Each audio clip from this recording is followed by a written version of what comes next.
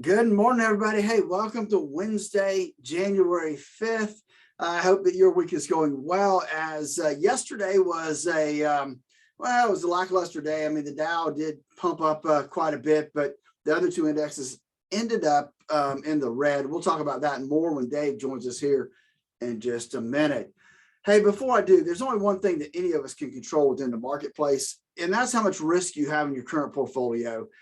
And if you are 5 to 10 years out from retirement, or you are already retired, I can't stress enough how important it is that you know what your risk is in your portfolio. That's why we here at Statler Financial developed the core retirement design to help you design the retirement you always dreamed of. Give us a call at 863-382-0037 to get started with your core retirement design. Let us help you out there. With that, we've got Dave coming up next. Steve is there. Well, hello and good morning. Suddenly the news wires pick up on the financial world. It's time for us to check in and tell you what's going on with your IRA and your 401k. On the telephone is Phillip Statler from Statler Financial Services. Phillip, good morning. How you doing today? Hey, good morning, Dave. I'm doing well today, halfway through the first week of 2022. I hope everybody else is too. But yesterday was kind of a lackluster day, to say the least. Yeah, I'd call it basically kissing your sister. Down 3 points on the Standard & Poor's, down 210 on NASDAQ. But the Dow, on the other hand, gained 215 points, and it set a new intraday high. It backed off a little at the end of the day, but we got a new intraday high that we got to top on the Dow. So on balance, while the NASDAQ was a disappointment, I'll call it on balance at the very worst case a kissing your sister day, wouldn't you?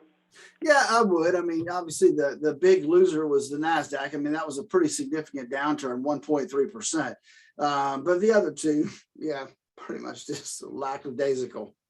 Yeah, did you see were there? I didn't really have a chance to look at the indexes that much. Was there any one thing on the NASDAQ that drew it down bigly? Any sector that was in bad shape? Now, I think people started finally looking at the interest rates ticking up. I did see that headline tick in about mid-morning yesterday, that concern over the higher interest rates seemed to finally hit people's radar screen. Which is kind of the conventional wisdom you and I both tout an awful lot, that growth stocks are much more interest rate sensitive than the other ones are, which makes sense, doesn't it? It really does, because they borrow more money than the older established companies do. Absolutely. Speaking of interest rates, before we get to the morning's data dump, you found a tidbit I hadn't seen yet. Mortgage rates are inching up again, aren't they? Yeah, they are. They hit a 9-month high. The average 30-year fixed rate right now is 3.33% last week. And so that's a half a percentage higher than it was a year ago for 30-year fixed. So refinancing fell by 2% last week. They just, it's putting some pressure on mortgage applications, refis, and that kind of stuff will continue to be a struggle, I think, which could ultimately, if it continues, Dave, could put some pressure on the real estate market. Absolutely. I mean, one uptick, somebody decides, well, I'll wait and see what happens. So 1 week worth of snapshot isn't enough to really scare the pants off of somebody. But if this becomes a trend upward and we see a downward tick on mortgage apps, we don't want to see the construction industry take a tumble yet. No, absolutely not. We need a slow and progressive retrenchment if that's what's going to happen. Which ultimately, you and I both know, interest rates are going to tick up. I mean, the Fed's already told us they're going to tick interest rates up. So we already know it's coming, which, there's people only have so much money to spend on housing. And if mortgage rates go up, that means they'll be able to buy less house, or the price of housing will have to come down some. And this would be kind of a precursor of something a real estate friend of mine said as a point of order back months and months ago. Nobody expects it to crash, but the real estate market does have to hit a plateau at the very least as far as price increases are concerned, and interest rates probably will be the thing that generates that plateau in real estate appreciation. And that's right, because they basically say there's an equilibrium there, right? Interest rates go up, price of real estate goes down.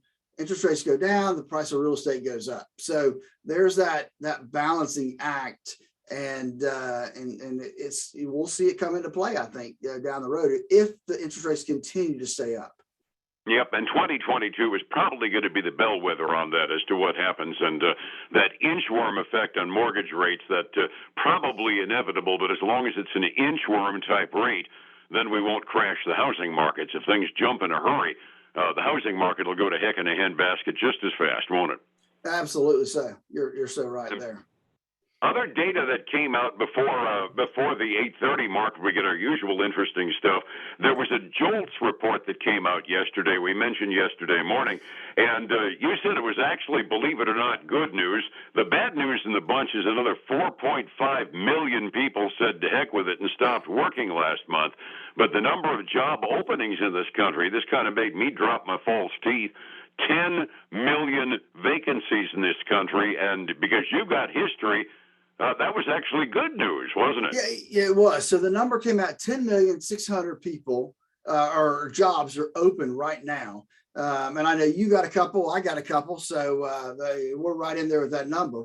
But the expectation was 11.1 million, and that's what it was in the prior month, was 11.1 million. So that's 500,000 less job openings than what there was last month. So I think when you look at that, that's probably some good news. That's kind of the story of the economy that we've had for the last year and a half or so. It's going in the right direction, just nowhere near as fast as we wish it would. Well, yeah, and that number's fluctuated back and forth, right? I mean, it was a couple months ago we were down to 10 million, and we jumped up to 11 million. So let's hope it keeps going in that direction. No, yeah, the JOLTS report said that really the food service, and this shouldn't surprise anybody, food service industry was hit the hardest by the vacancies, primarily because, well, number one, it's a hard job. Number two, you add on the Omicron virus effect to the food service industry, and the fact that in some areas of the country they're clamping down on in-restaurant eating. It's kind of a double whammy on that industry right now. Yeah, it really is, especially outside of Florida, right? Washington, DC, New York City, San Francisco, those areas where, they've really stopped inside dining unless you've got vaccinations. So, just that in itself will limit, how many people come in to eat. Absolutely, and that costs that industry jobs, and the ones they can't fill because they've scared off the candidates. Talking about some good news to come along, though, the 8:30 data dump, the ADP private sector employment measurement. We've always said this number doesn't have a lot of credibility on absolute numbers, but it does tend to be directionally accurate. And Umgawa, we expected 410,000 new private sector jobs in the last month, and the ADP report was 807,000 new jobs. Like I said, directionally accurate. If it is, that's really good news. That is great news, and in that terms, if it is accurate, that sometimes is a big if, right? But also looking at that's a huge jump from what it was in the prior month, and way bigger than what it was expected to be. They only expected like you said, 375 to 410. So a big beat there. But like you said, the real numbers come out Friday, right? The government numbers come out Friday. We'll see how that pairs up with the ADP and see if it's in the right direction. Absolutely. ADP is always famous for being way off the mark as far as absolute numbers are concerned. But, by and large, they got a pretty decent record as far as at least telling us which direction they're going properly. And big in a positive direction is always good news on a month-to-month basis. So we'll take that as possible. The other thing that's coming out later on today that may make things change a little bit is the open market committee meetings from the Fed. They released that at 2 p.m. That's always a green eye shade moment for the data geeks, because this is when we get to find out what the discussion was like in that last Federal Reserve meeting, when they argued about how many rate increases, how fast to be able to taper back the bond buying and all the money tightening measures the Fed announced. How serious was the discussion, and was it all universal and unanimous, or whether or not there was an argument? We'll find that out at 2 this afternoon. That's right. And it always, when that comes out, the times we're in right now, it does give us some indications of what to expect in 2022. And that becomes important, especially after the last announcement we got of, reduced bond buying and, the interest rates going up this year. So it's going to be interesting to see how the board was split on those decisions. Yeah, it's kind of interesting. They didn't commit to, but they guided us to a couple of interest rate hikes.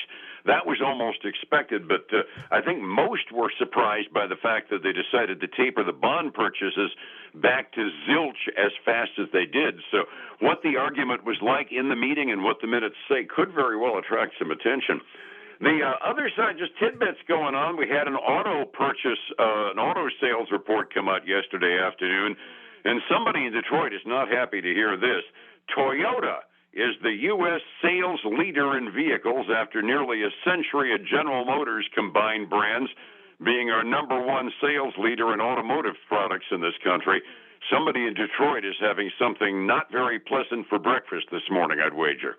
Yeah, I'm sure that there's some upset folks there, but when you look at that, Dave, I think that a couple things, one, come to mind is that, is it really, we have such a supply issue, right? And the U.S. especially because what, we don't manufacture much of the way of chips here in the United States anymore. I mean, they're trying to flip that back and start again, but we got a supply chain issue when it comes to chips. We're still battling that. And it makes you wonder, did maybe Japan have a hand up on us when it came to chips overall? That comes to mind in my mind as well when I was looking at it, because I keep doing ads for the Toyota dealer getting in new cars, and that's good news to have new cars available in town. But the other brands are having difficulty getting theirs in. I'm kind of wondering too whether or not Japan has a pipeline into China where all the chips are being made. Well, that's true, or maybe, I mean, Taiwan or maybe Japan actually has some chip manufacturers now that's helping them out in that area. Could be. Earnings season really hasn't gotten underway yet. I know you told me we had one report out this morning, but we're starting to get some pre-release guidance information. We'll hear from AT&T in a week or two, and they announced ahead of their report that they added a record number of new cell phone subscribers last quarter, and some of their other business interests like HBO Max, the streaming service they're introducing, is growing at a subscriber rate better than they expected. Now, whether it's better than the street expects is a different story, but it looks like AT&T is priming us for an earnings beat, doesn't it? It does sound that way, which is good news for them. Anytime that they can start to pick up more subscribers, because remember, that's month in, month out money. That's going to be there every month. Absolutely. As far as earnings are concerned, it's only the first week of the month, and we don't expect much. But you do have one that actually put out a fourth quarter report, don't you? I do. The company used to be known as just Miller, the Miller office supply folks. Now it's called Miller-Knoll office furniture maker. They missed by 6 cents a share, came in at 51 cents. Revenue was also below what Wall Street had forecasted as well. Demand was strong, but the company was hurt by supply chain issues, and they had some labor disputes, which, I'm starting to see some headlines about other companies having some labor disputes. So it's going to be interesting to see as we continue on this year if labor becomes more and more of an issue. But it is hurting Miller-Knoll this morning. They are down. My screen just disappeared here. Yeah, well. Somebody else. Here we go. Down 3%, Dave. Down 3% to 37.97. Still better than their 52-week low. All right, we'll go for it. As said yesterday, it was kind of a mixed bag. Dow with a new intraday record. The other two indexes off a bit. NASDAQ by quite a bit, as a matter of fact. 45 minutes before we open this morning, I'm seeing the beginning of some red ink on my delayed futures. Is it holding up there, Phillip? It is. It's definitely holding up. Yeah, but it's minuscule for the most part. We got the Dow down like less than $10. We got the S&P 500 down less than $4. However, the NASDAQ 100 is down $63, which is about 0.4%. On the other side of the column, commodities are all green right now. We got silver. Hey, man, silver's finally up over 23. Is at 23.20 an ounce. That's up a little over 0.6%. Gold making some headway this morning too at $1,827 an ounce. That's up almost 0.7%. And then the one we don't like to be going up is going up significantly, up 1.1% to $77.81 a barrel. Youch! Yeah. I'm better so fill glad up. I pulled up Monday at $3.07 a gallon. I found a cheap price. Yeah. International markets, Asian Rim was mixed overnight. The European markets are kind of looking and saying, okay, we're not going wild after a good day a couple of days ago, and they're going up, but fractionally again midway through the European trading day. Finding out where your money's going is important, but nobody knows that for sure. The only thing you can really do is make sure that you don't have more than you plan to at risk. That takes a little bit of help from a pro. How do I get a hold of you to find out where the risk is in my portfolio, Phillip? Dave, all they have to do is give us a call and walk through our core retirement design that helps them design the retirement they always dreamed of. It's easy, it's simple, and we can walk you right through it. Just give us a call at 863-382-0037 to get started on that process. Check out our website, statlerfinancial.com. Join us this weekend for the Statler Financial Radio Show, 6 a.m. and noon on Saturday, 10 a.m. Sunday morning on Highlands News Talk 730 and 95.3 FM. All righty, and back here again tomorrow morning. Phillip, thank you so much. You have a great day. All right, man, you too. Be well. It's 105.7 Light FM and Statler Financial Services, Phillip Statler. Hey, folks, again, I want to thank you for joining us today. Remember, the older we get, the closer to retirement we get, most of us are responsible now for our own retirement, creating our own income and our own pensions. That's why I helped design the core retirement design. Give us a call at 863-382-0037 and let us help you create the retirement you always dreamed of. Hey, until tomorrow, have a great day.